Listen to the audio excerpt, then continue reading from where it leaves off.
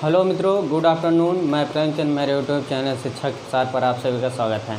मित्रों, आज की जो क्लास है हमारी क्या है, घन और घनाभ पर बहुत ही महत्वपूर्ण लेक्चर दूंगा और उस पर विशेष रूप से चर्चा करूंगा कि किस किस प्रकार के प्रश्न पूछे जाते हैं और उसमें जो है देखें कितनी सतह, कोने और कोर होते हैं।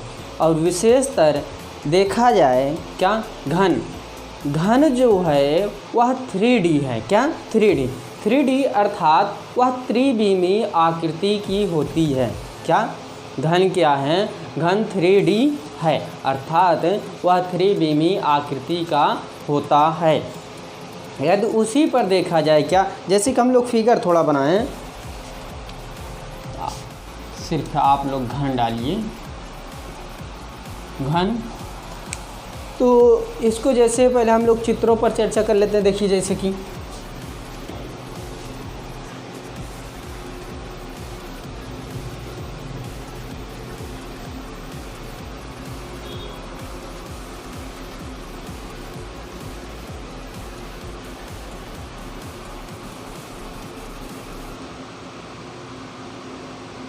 अब देखिए, यदि जैसे कह दिया जाए आपसे कि एक घन में कितनी सतह होती है। क्या एक घन में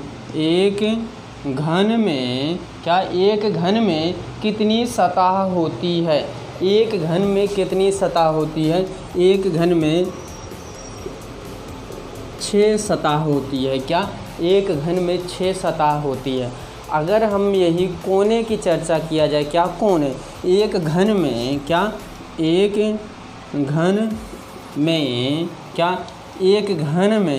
कितने कोने होते हैं। क्या कितने कोने होते हैं, 8 कोने होते हैं। क्या ये कोने हैं। क्या कोने, ये क्या है, सतह है। अगर यही कोर की चर्चा किया जाए, क्या कोर, यानी कि एक घन में 12 कोर होते हैं। क्या कोर देखिए, ये जो प्रोसेस है 1 2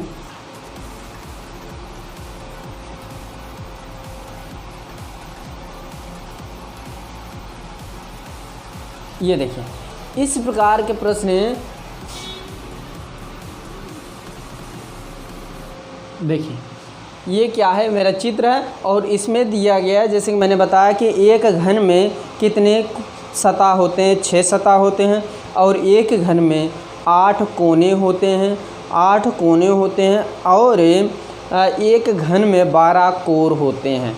अगर कोने की चर्चा किया जाए, ये क्या है, कोने हैं और ये क्या है, कोर है।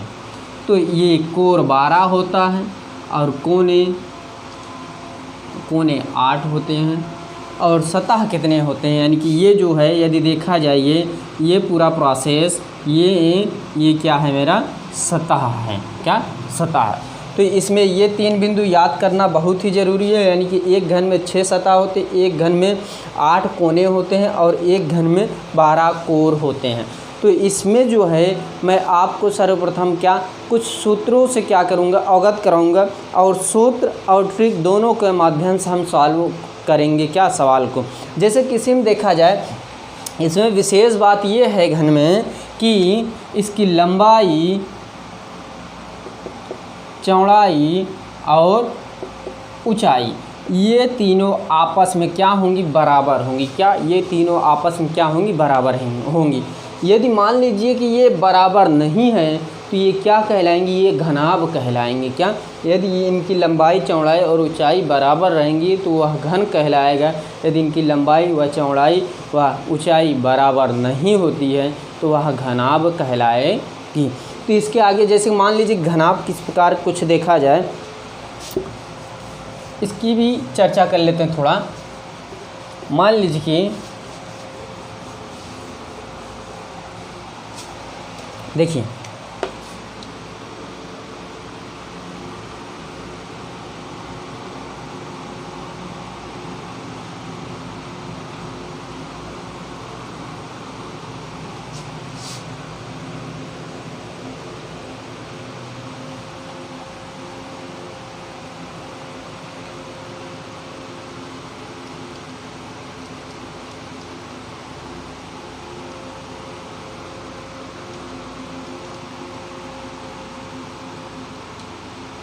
ये देखिए, इसमें जो होता है, मान लीजिए कि इसको छोटे छोटे जो घन बनाया जाए, वो घन कैसे निर्माण किया जाएगा। तो जब जैसे मान लीजिए छोटे घन का निर्माण किया जाए तो हमेशा इसको 3 भागों में विभाजित किया, यानी 3 रेखाएं इसमें से क्या गुजारी जाती हैं। मान लीजिए कि इसमें से 3 रेखा, एक ये हो जाएगी, एक ये हो जाएगी, एक ये हो जाएगी। और यहाँ देखिए इसी प्रकार यदि देखा जाए तो इसमें अभी मेरा घन का निर्माण नहीं हो रहा है। क्या? इसमें मेरा घन का निर्माण नहीं हो रहा है। और इस तरफ से भी क्या होगा, इस तरफ से भी 3 रेखाएं जाएंगी, इस तरफ से भी 3 रेखाएं जाएंगी। ये देखिए, ये यहाँ से यहाँ चली आई। तो ध्यान ये देना है कि इसमें हमेशा 3 रेखाएं ही क्या गुजरती हैं या गुजारी जाती हैं। तो इसमें से भी क्या होगी, 3 रेखा गुजरेगी।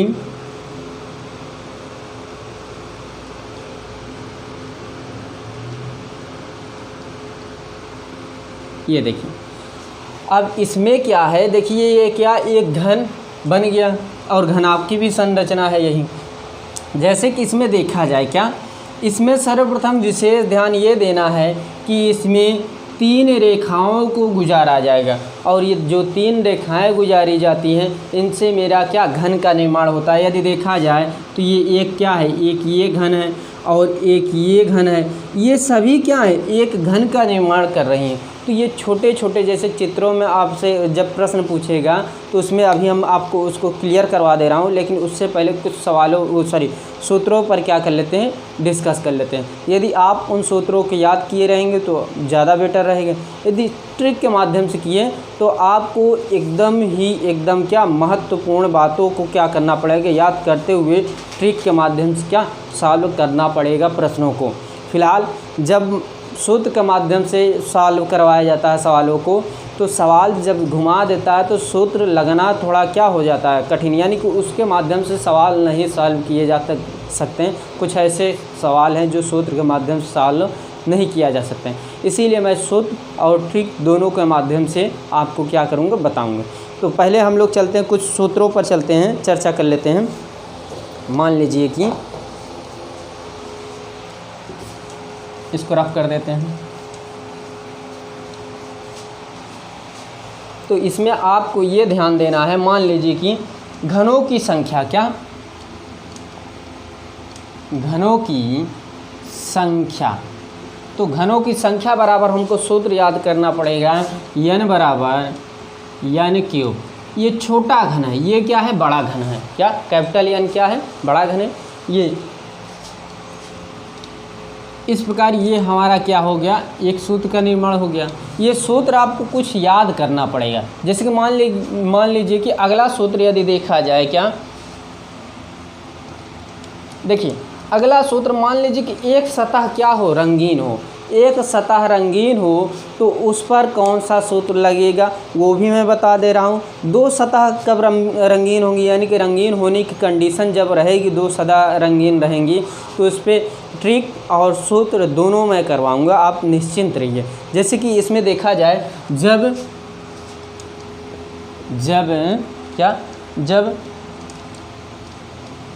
एक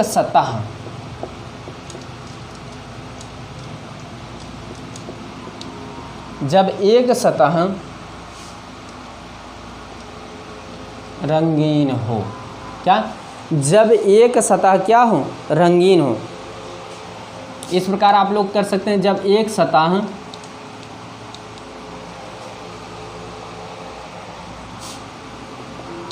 रंगीन घनों की संख्या। तो इस पे भी एक फार्मूला है, उस फार्मूला को आपको क्या करना पड़ेगा, याद करना पड़ेगा। तो यहाँ है क्या, n-2 का होल स्क्वायर इंटू 6। ये सूत्र को आपको क्या करना पड़ेगा, याद करना पड़ेगा। बहुत ही बेसिक कॉन्सेप्ट क्लियर है। जैसे किसी को बोलते हैं क्या, केंद्रीय घनों की संख्या। इसी को क्या कहते हैं, केंद्रीय घनों की संख्या। जैसे कि अभी मैंने क्या जो डायग्राम बनाया तो उसके मध्य यानी केंद्र से पूछेगा तो इसको हम लोग क्या कहते हैं, केंद्रीय घनों की संख्या। तो ये भी इसको बोलते हैं। अब मान लीजिए कि दो सतह क्या हो, रंगीन हो। जब दो सतह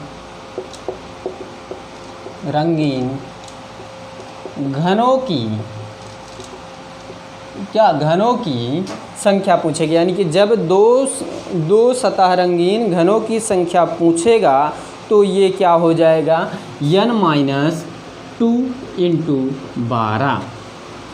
तो ये सूत्र लगेगा। जैसे कि और एक सूत्र का चर्चा कर लेता हूँ। जैसे कि यहाँ देखा जाए, इसको हम लोग क्या कहते हैं, ये जो प्रोसेस मैंने बताया कि जब दो सतह रंगीन घनों की संख्या पूछे तो इसको हम लोग क्या कहते हैं, मध्य घनों की संख्या ज्ञात करना। यानी कि मध्य घनों की संख्या ज्ञात करना हो, जैसे कि प्रश्न पूछ दिया जाए, जब दो सतह रंगीन हो मध्य घनों की संख्या ज्ञात करने के लिए, तो प्रोसेस यही सूत्र लगाया जाएगा। तो आगे मान लीजिए कि जब 3 सतह रंगीन होगा तो उसके लिए कौन सा सूत्र लगेगा, उस पर भी हम लोग देख लेते हैं। मान लीजिए कि जब 3 सतह रंगीन घनों की संख्या कहेगा, क्या, जब 3 सतह रंगीन घनों की संख्या कहेगा तो ये जानते हैं क्या होता है, ये हमेशा क्या होता है, 8 ही रहेगा। क्या, 8 ही रहेगा। तो ये बातें कुछ आपको क्या करना पड़ेगा, याद करना पड़ेगा। इसको हम शीर्ष घनों की संख्या कहते हैं। क्या, शीर्ष घनों की संख्या, शीर्ष घनों की संख्या भी कहते हैं। ये कुछ आपको बातों को क्या करना पड़ेगा, याद करना पड़ेगा। मान लीजिए कि यहीं पर एक सूत्र, दो सूत्रों की और हम लोग क्या करते हैं, चर्चा कर देते हैं। इसलिए सूत्र बहुत ही इंपॉर्टेंट है। मान लीजिए कि यदि सूत्र पर आप सवाल नहीं कर रहे हैं तो सूत्र याद रहेगा। कभी कभार एग्जामिनर सूत्र को ही ऑब्जेक्टिव में पूछ लेता है, कह देता है कि जब एक सतह रंगीन हो तो निम्न में से कौन सा सूत्र का प्रयोग किया जाता है या किया जाएगा। तो ये इस प्रकार के प्रश्न बन सकते हैं। मान लीजिए कि इसी के आगे एक सूत्रों को हम लोग और चर्चा कर लेते हैं, 1-2 सूत्रों को। मान लीजिए कि बिना रंगीन या रंगहीन बिना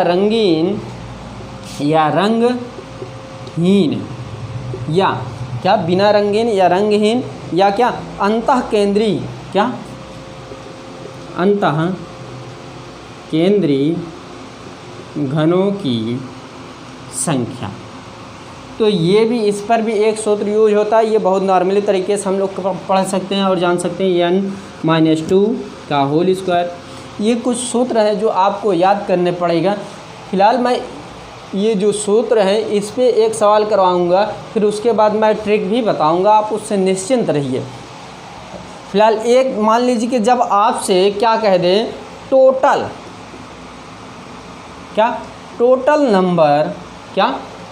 नंबर ऑफ कटिंग, मान लीजिए कि टोटल नंबर ऑफ कटिंग पूछ लिया जाए तो इसमें कौन सा सूत्र लगेगा, 3n-1। तो ये कुछ आपको सूत्र याद करना पड़ेगा। इसको यदि आप लोगों को क्लियर हो गया हो तो मैं इसी पर कुछ सवाल करवा दे रहा हूँ और उसको ट्रिक के माध्यम से भी क्या कर दे रहा हूँ, बता दे रहा हूँ। ओके, जैसे कि मान लीजिए सवाल देखा जाए, इसको रफ करते हैं हम।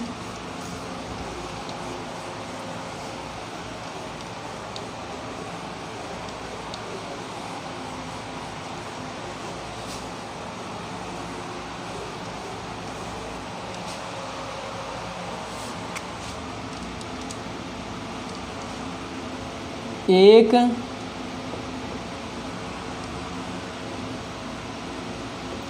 8 सेंटीमीटर भुजा वाले एक 8 सेंटीमीटर भुजा वाले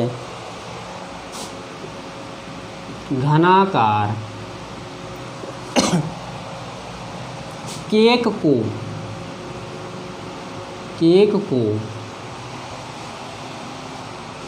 2 सेंटीमीटर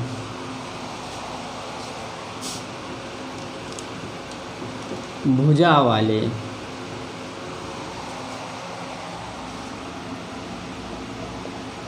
छोटे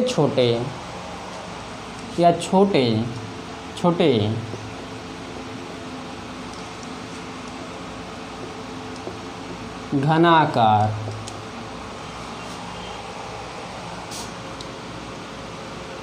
टुकड़ों में विभाजित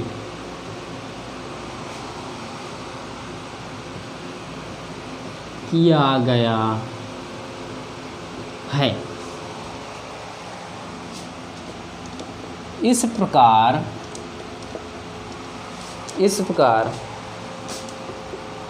कितने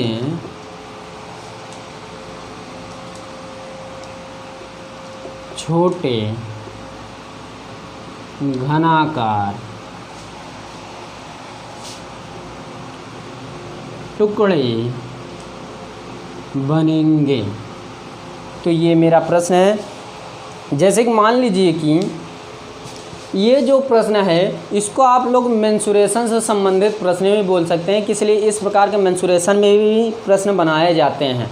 जैसे कि इसमें एक डायग्राम बनाया जाए क्या,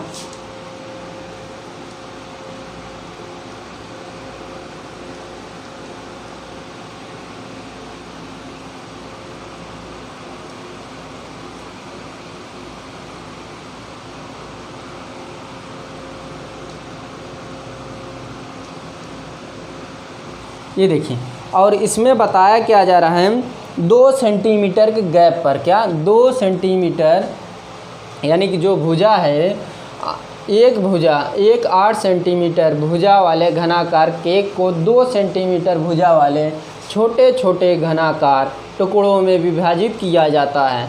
तो इस प्रकार कितने छोटे छोटे घनाकार टुकड़े बनेंगे। तो ये नॉर्मल रूप से आपको क्या करना पड़ेगा, मान लीजिए कि इस प्रकार देखिए, एक रेखा,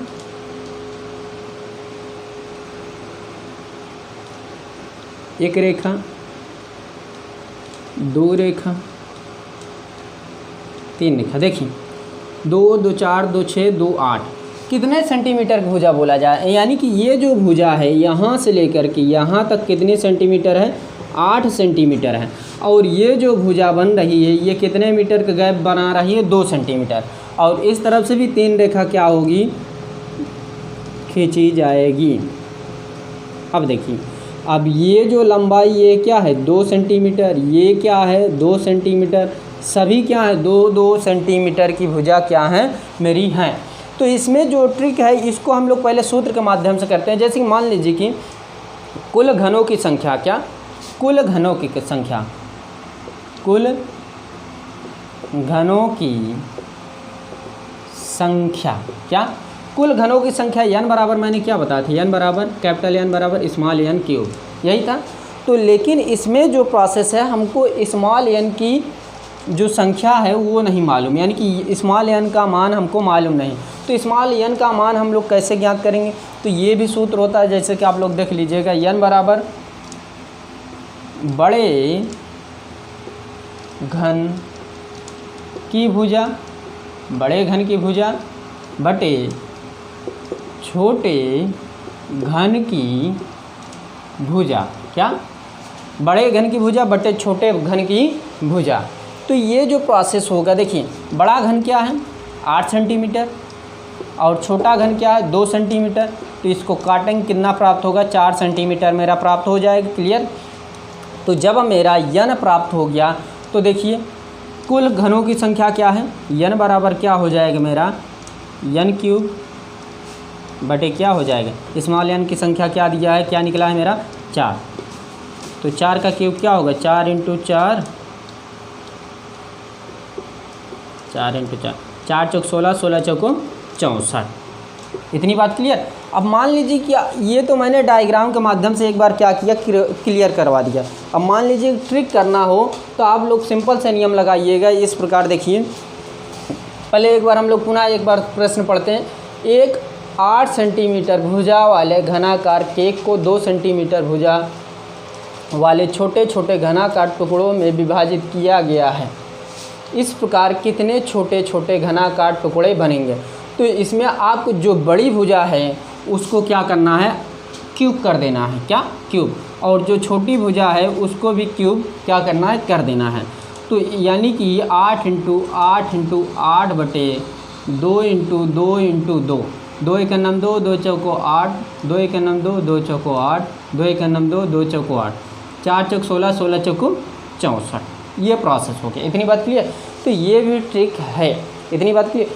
अब जो है दोस्तों, जो प्रश्न बनेगा उसको हम लोग आने वाली क्लासों में डिस्कस कर लेते हैं। और दोस्तों यदि मेरी वीडियो पसंद आए प्लीज़ लाइक कीजिए, शेयर कीजिए और कमेंट करना ना भूलें। आज की वीडियो यहीं पर समाप्त करते हैं। Thank you very much. धन्यवाद।